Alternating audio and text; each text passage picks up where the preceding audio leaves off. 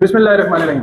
तो आज हमने नेक्स्ट चैप्टर स्टार्ट करना है। चैप्टर का नाम है वर्क, पावर एंड एनर्जी। पिछले दोनों चैप्टर्स की निस्बत कोई 80% ज्यादा आसान चैप्टर है। Work, power and energy. पहला हिस्सा वर्क है। कैसा वर्क है? वर्क डन बाय फाइंड करना है तीन तरह की फोर्सेस से। बुक्स पे टॉपिक भी नजर मारते जाना। Work done by constant force, फिर वेरिएबल फोर्स, फिर ग्रेविटेशनल फोर्स या फील्ड, दोनों नाम इस्तेमाल हो सकते हैं। आज का हमारा सारा lecture work done by constant force पर होगा। उसके बाद जो चैप्टर का नेक्स्ट पार्ट आएगा वो पावर पे आ जाएगा। पावर का एक ही टॉपिक है। उसके बाद फिर जितने भी टॉपिक्स चलने हैं वो सारे एनर्जी से रिलेटेड है। एनर्जी, एनर्जी की कंजर्वेशन, फिर उसके बाद absolute potential energy, inter conversion of kinetic potential. मतलब ज्यादातर ये चैप्टर बटा हुआ है वर्क में, और दरमियान में दोनों को ब्रिज अप कौन कर रहा है? Power. Work done by constant, variable and gravitational force. हम पहले कांस्टेंट और वेरिएबल फोर्स को समझेंगे। फोर्सेस दो तरह की हम कंसीडर कर रहे हैं, एक या कांस्टेंट या फिर वेरिएबल। आसान सा फर्क है बच्चों। कांस्टेंट फोर्स वो होती है जिसका ना तो मैग्नीट्यूड बदले ना डायरेक्शन बदले। यानी अगर वो एक जिस्म पर लग रही है 20 न्यूटन, तो आगे 150 किलोमीटर तक भी जाए ना तो 20 न्यूटन ही रहे। इसे हम कहेंगे कि उसका मैग्नीट्यूड क्या रहा। और बॉडी अगर सीधी डायरेक्शन में ही गई है, उसने डायरेक्शन को नहीं बदला, जरा सा भी नहीं बदला, तो ऐसी फोर्स को हम नाम देंगे कि उसकी डायरेक्शन भी क्या है। ये दोनों चीजें अगर चेंज ना हो तो वो फोर्स क्या कहलाती है? Constant force. पहले टॉपिक का नाम भी क्या होगा? Work done by constant force. जो फ्रेंड्स फिजिक्स चैनल को सब्सक्राइब करेगा उसे 6 का 1 कप फ्री मिलेगा। वेरिएबल फोर्स क्या होती है? सीधी डायरेक्शन में जा रही थी, 20 से 30 हो गई, 30 से 40, 40 से 50 होगी, मैग्नीट्यूड बदली जा रहा है, तो भी वो वेरिएबल कहलाएगी। मैग्नीट्यूड नहीं बदल रहा लेकिन डायरेक्शन उसकी बदलती जा रही। 20 न्यूटन ईस्ट में लगता है, फिर 20 न्यूटन वेस्ट में लगने लग जाती है, फिर 20 न्यूटन नॉर्थ में लगती है, फिर 20 ही न्यूटन साउथ में लग जाती है।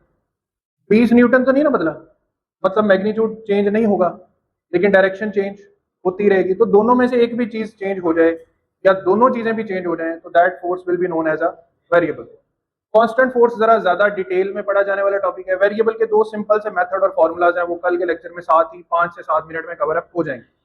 अब आते हैं work done by a constant force. Definition वही पुरानी है जो मैट्रिक में पढ़ी। When a force acts on a body and a body covers some displacement in the direction of force। आपके सामने एक शॉपिंग वाली ट्रॉली पड़ी है, आप उस ट्रॉली को फॉरवर्ड डायरेक्शन में ही मूव कर रहे हैं, फोर्स लगा रहे हैं और वो उसी डायरेक्शन में चलना शुरू हो गई।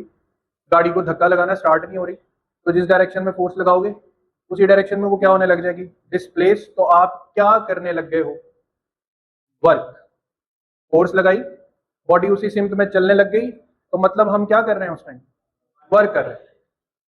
पहली मिसाल, डायग्राम बनाई, क्या लग रही है? फोर्स। क्या हो रही है? डिस्प्लेसमेंट। तो work is defined as the product of force and displacement. दोनों चीजों को जरब दे दिया तो हमें क्या मिलेगा? वर्क। फोर्स का यूनिट, डिस्प्लेसमेंट का, तो वर्क का यूनिट न्यूटन मीटर भी होता है, जिसको हम जाउल्स भी पढ़ते हैं। आसान जबान में वर्क का यूनिट जाउल है। और कुछ यूनिट्स मैं इंट्रोड्यूस करवा देता हूं बच्चों आप लोगों को। आपके पास एक यूनिट होता है अर्ज। 1 अर्ज 10 टू पावर -7 जाउल्स के बराबर होता है। इसको नोट करना है अपने पास। ये बड़े छोटे यूनिट्स वाला हिसाब है, जैसे मीटर सेंटीमीटर होता है। मीटर बड़ा यूनिट है, सेंटीमीटर छोटा यूनिट है। तो जाउल्स बड़ा यूनिट है और जाउल्स का स्मॉलर यूनिट क्या है? अर्ज। इसी तरह एक फूड एनर्जी में यूनिट यूज होता है calorie. 1 calorie is 4.2 joules. 4.2 joules इकट्ठे हो जाए ना तो एक कैलोरी बनती है। कैलोरी को हम यूनिट ऑफ फूड एनर्जी भी कहते हैं। आप जब भी कोई खुराक, इवन आप चिप्स का पैकेट खाओ ना, तो उसके पीछे एक टेबल बना होता है। उस टेबल के ऊपर लिखा होता है कि ये चिप्स का पैकेट खा लेने के बाद आपके पास इतने किलो कैलोरीज की एनर्जी बॉडी में आ जाएगी। तो कैलोरीज भी एनर्जी ही का यूनिट है। इसको बच्चों बेस यूनिट्स में लिखेंगे तो ये क्या बनेगा? ये बनेगा किलोग्राम मीटर स्क्वायर पर सेकेंड स्क्वायर। ये बेस यूनिट्स में बनेगा किलोग्राम मीटर स्क्वायर पर सेकेंड स्क्वायर। तो यहां तक हमने definition with a picture example और इसके यूनिट्स को कर लिया डिस्कस। अब कहानी को आगे बढ़ाते हैं। जरूरी नहीं है कि फोर्स हमेशा बिल्कुल डिस्प्लेसमेंट की सीध में लग रही हो। एक ऑब्जेक्ट नीचे टायरों पे लगा पड़ा हुआ है, उसके साथ रस्सी बंधी हुई है, मैं उसको रस्सी को पकड़ के आगे की तरफ चल रहा हूं, तो आप देख रहे हो कि मेरा बाजू ऐसे नहीं है और बिल्कुल ऐसे भी नहीं, बाजू एक एंगल पर है, बॉडी जमीन पे रेंगती रेंगती सीधी आ रही, यानी आई हैव अ सिचुएशन कि फोर्स और डिस्प्लेसमेंट के दरमियान बनने लग गया है एक अदद एंगल। अब ऐसी सूरत हाल में वर्क को कैसे फाइंड करना है, डेफिनेशन तो कुछ और बता रही। तो जब दो वेक्टर्स के दरमियान एंगल बन जाए तो फिर एक ही मेथड होता है कि उस वेक्टर के कंपोनेंट्स बना लें। क्या बना लें? तो हम इस फोर्स के दो अदद कंपोनेंट्स बना लेते हैं। अब आप सबको पता है कि इस कंपोनेंट का नाम होगा एफ साइन थीटा, और इस कंपोनेंट का क्या नाम होगा? सब एग्री इस पे? तुम्हारा डेफिनेशन पढ़ो। When a force acts on a body and a body covers some displacement in the direction of, force के दो कंपोनेंट्स हैं, एक जो डिस्प्लेसमेंट की डायरेक्शन में है और एक जो नहीं है, तो दोनों में से किसको डिस्प्लेसमेंट से मल्टीप्लाई किया जाए? ऊंची बात, एफ कॉस थीटा और डिस्प्लेसमेंट दोनों की डायरेक्शन क्या है? तो बाय डेफिनेशन हमें सिलेक्ट करना पड़ेगा क्या? F cos theta. ये फोर्स का वो हिस्सा है जो डिस्प्लेसमेंट की डायरेक्शन में है, लिहाजा ये काम कर रहा है और ये हिस्सा कोई काम नहीं कर रहा। यानी मैं जो ट्रॉली को खींच रहा हूं 20 न्यूटन से, तो उस 20 न्यूटन में से एक्स कंपोनेंट वाली फोर्स वाला हिस्सा काम कर रहा है, जो वाई कंपोनेंट वाला हिस्सा है वो कोई काम, तो मैं 20 न्यूटन से खींच तो रहा हूं, लेकिन हो सकता है काम सिर्फ 10 न्यूटन से हो रहा हो, क्योंकि सारा रोल कौन प्ले कर रहा है? Angle theta. कौन रोल प्ले कर रहा है? Angle theta. सो जब इसको लिख लिया F cos theta into D, पूरा फॉर्मूला क्या बन गया? एफ डी कॉस थीटा बिल्कुल वैसे ही नहीं जैसे ए बी कॉस थीटा। तो अगर ए बी कॉस थीटा को ए डॉट बी लिखा जा सकता है, तो एफ डी कॉस थीटा को भी एफ डॉट डी लिखा जा सकता है। अगर लिखा जा सकता है तो वर्क एक डॉट प्रोडक्ट की एग्जांपल बन गया। डॉट प्रोडक्ट का जवाब वेक्टर होता है कि स्केलर होता है? ऊंची आवाज में, डॉट प्रोडक्ट का जवाब क्या होता है? तो work is a scalar quantity. अगली बात कि चलो इस शक्ल में तो हमें कोई फॉर्मूला मिल जाए, हम कैलकुलेट कर सकते हैं, फोर्स मिलेगी, डिस्प्लेसमेंट मिलेगी, कैलकुलेट कर लेंगे। क्या इस शक्ल में भी कोई सवाल आ सकता है? आ सकता है। कैसे आ सकता है? आपको गिवन हो कि जी फोर्स है 4i प्लस 3j और डिस्प्लेसमेंट है 2i माइनस जे, बताएं वर्क क्या होगा? तब आपको डॉट प्रोडक्ट का कुछ हवाला अगर नहीं भी याद, मैं दोबारा याद करवा देता हूं। डॉट प्रोडक्ट में आई कंपोनेंट आई से मल्टीप्लाई होता था और जे कंपोनेंट जे से, तो 4 2 8, 3 1 3 होगा, लेकिन ये -3 होगा, 8 में से 3 माइनस, कितना वर्क हुआ? 5 जाउल्स वर्क हुआ। तो अगर कंपोनेंट्स की वेक्टर की शक्ल में दिया हो कोई भी वेक्टर आपको, तो आपने डॉट प्रोडक्ट की तरह उसको सॉल्व करना है, आई को आई से, जे को जे से और के को के से। तो अब बच्चों इसके बाद बढ़ते हैं हम इस कहानी पे दोबारा कि वर्क की पूरी इक्वेशन क्या बन रही है? F D cos theta. ध्यान पूरा इधर बिल्कुल सीधे होके टाइटली, कोई सुस्ती नहीं बरतनी दरमियान में। W is equal to F D cos theta. पहली आसानी, आपका न्यूमेरिकल नंबर 8। न्यूमेरिकल नंबर 8 की स्टेटमेंट मैं खुद ही बता देता हूं। एक बंदा एयरपोर्ट पे अपना टायरों वाला बैग हैंडल से पकड़ के लेकर घसीट के जा रहा है 200 न्यूटन की फोर्स से, और वो एक टर्मिनल से दूसरे टर्मिनल तक पहुंचा है 50 मीटर की दूरी पर।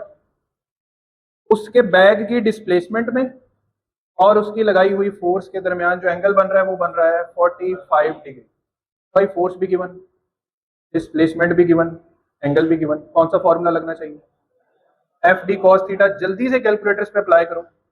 200 मल्टीप्लाई बाय 50। अच्छा इसमें देखना 45 डिग्री है कि 20 डिग्री है, एक तो दोबारा देख लो। 8वें न्यूमेरिकल की स्टेटमेंट में देखना एंगल कितने डिग्री है? 45 ही है। चलिए जी 45 डिग्री, तो cos 45 डिग्री। वर्क जल्दी से बताना क्या निकला?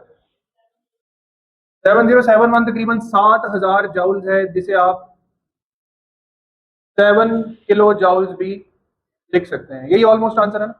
तो वो राउंड अबाउट करके 7000 जाउल, 7 × 10 की ताकत 3 हो जाएगा, जिसको आप क्या लिख सकते हैं? 7 किलो जाउल। तो इस टॉपिक की इस इक्वेशन के साथ आपका 8वां न्यूमेरिकल डन हो सकता है। न्यूमेरिकल्स में अलबत्ता इसको दोबारा भी रिपीट कर लेंगे। यहां तक क्लियर? अब बच्चों, चूंकि फोर्स और डिस्प्लेसमेंट के साथ मेन कैटेगरी में रोल प्ले करता है कॉस थीटा, तो कॉस थीटा अब ज्यादा डिसाइसिव पावर में है, इसने वर्क होने देना है या वर्क नहीं होने देना। एक मिसाल लेके चलते हैं।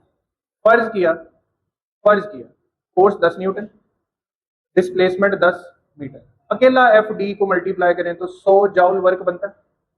ध्यान पूरा मेरी तरफ रखना है, 100 जाउल वर्क बन रहा है। अब पहली, दूसरी और तीसरी कंडीशन, अगर इस 100 जाउल के साथ एंगल 0 हो, 30, 60 अप टू 89 डिग्री, तो वर्क के क्या क्या आंसर्स आएंगे? 0 डिग्री पे मेजर करो जल्दी से। 0 डिग्री पे कितने जाउल्स? यही 100 जाउल्स आएगा। 30 डिग्री पे तकरीबन 86 जाउल्स आंसर आएगा। 60 डिग्री पे 50 जाउल्स आंसर आएगा। 89 डिग्री पे बता दो क्या आएगा? 1 पॉइंट कितना?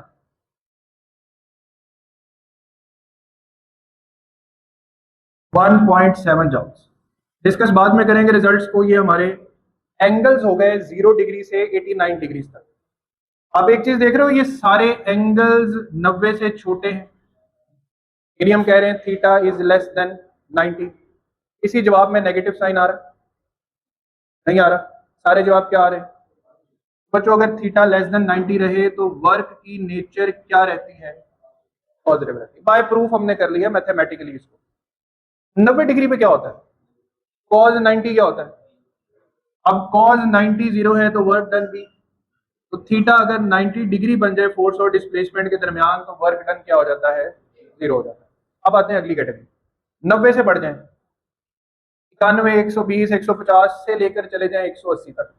91 डिग्री पे 1.7 जाउल्स ही आंसर आएगा, मगर माइनस साइन के साथ। 120 डिग्री पे 50 जाउल्स आएगा, मगर माइनस साइन के साथ। यहाँ पे 86 जाउल्स के राउंड अबाउट आंसर आएगा माइनस के साथ, और यहाँ पे 100 जाउल्स आंसर आएगा मगर माइनस। ये वर्क नेगेटिव हो जाएंगे सारे। क्या वर्क नेगेटिव हो भी सकता है या बस मैथमेटिकल है? तो बच्चों, एक गाड़ी जब रोड पे चल रही होती है, उसकी इंजन फोर्स पॉजिटिव वर्क कर रही होती है, और साथ रोड की फ्रिक्शन क्या कर रही होती है? Negative work. इंजन बंद कर दो, गाड़ी को रिलैक्स छोड़ दो, गाड़ी रुकेगी नहीं। थोड़ा डिस्टेंस तय करके अगर वो रुक गई है तो उसे कोई रोक रहा था ना, डिस्प्लेसमेंट थी इधर, रोकने वाली फोर्स थी इस तरफ, नेगेटिव वर्क हो गया, क्योंकि जाविया कितना बन रहा है? 180 डिग्रीज का। तो यहां पर हमारे पास जो थीटा है वो सारे का सारा ग्रेटर देन 90 है, तो वर्क की नेचर बच्चों क्या आ रही है? तो ये तीन बातें आपकी बुक में, टॉपिक जहां एंड होता है वहां पे ये 3 पॉइंट्स की शक्ल में लिखी हुई हैं, उनको देखें कि थीटा लेस देन 90 हो तो वर्क पॉजिटिव, इक्वल टू 90 हो तो वर्क 0, और ग्रेटर देन 90 हो जाए तो वर्क नेगेटिव हो जाता है।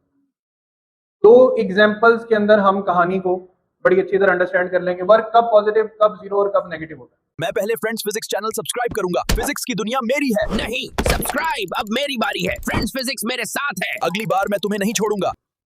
मिसाल के तौर पे एक ऑब्जेक्ट, ये एक बैग एक ऑब्जेक्ट है।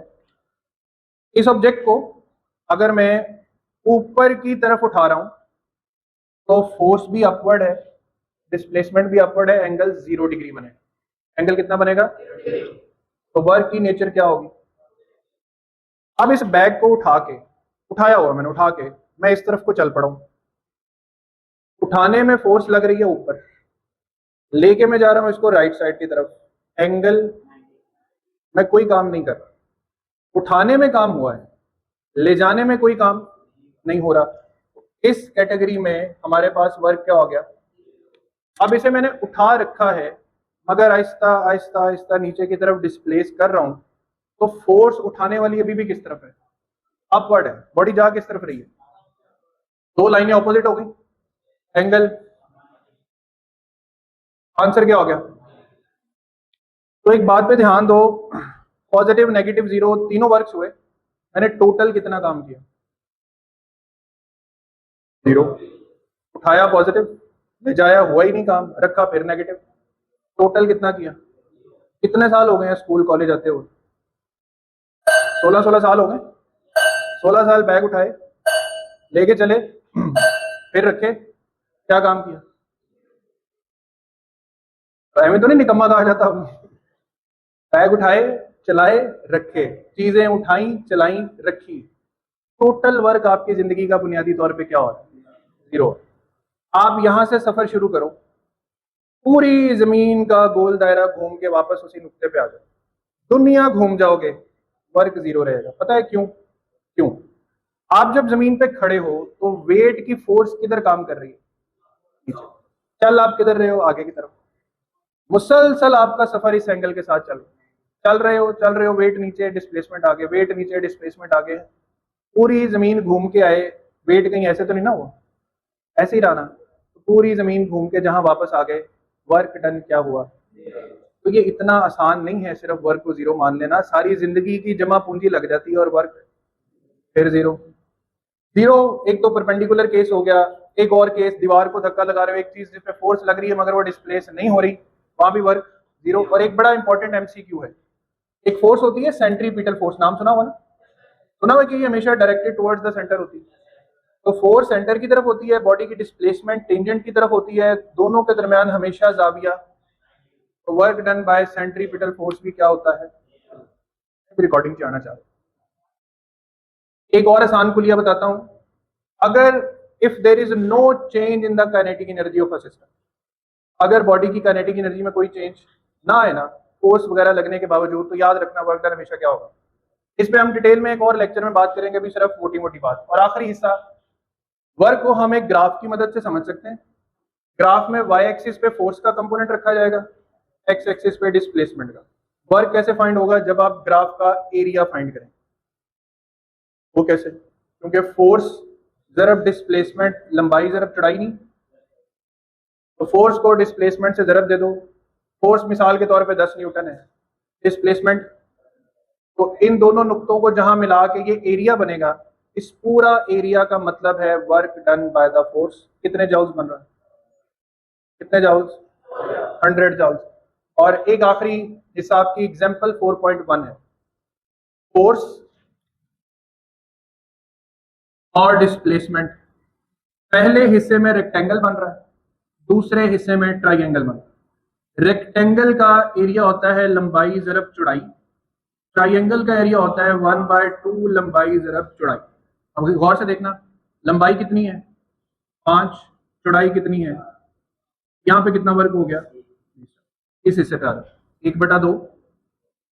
लंबाई कितनी है? अभी भी 5, लेकिन चौड़ाई बस इतनी है। 6 में से 4 को माइनस कर दो, 2, 2 से 2 कैंसिल हो गया, 5 बचा। यहाँ पे कितना काम हुआ? 20 जाउल जमा 5 जाउल, 25 जाउल जवाब है आपकी एग्जाम्पल नंबर 4.1 का। Is that all clear? क्या टॉपिक पढ़ा आज हमने? Work done by a constant force. All okay?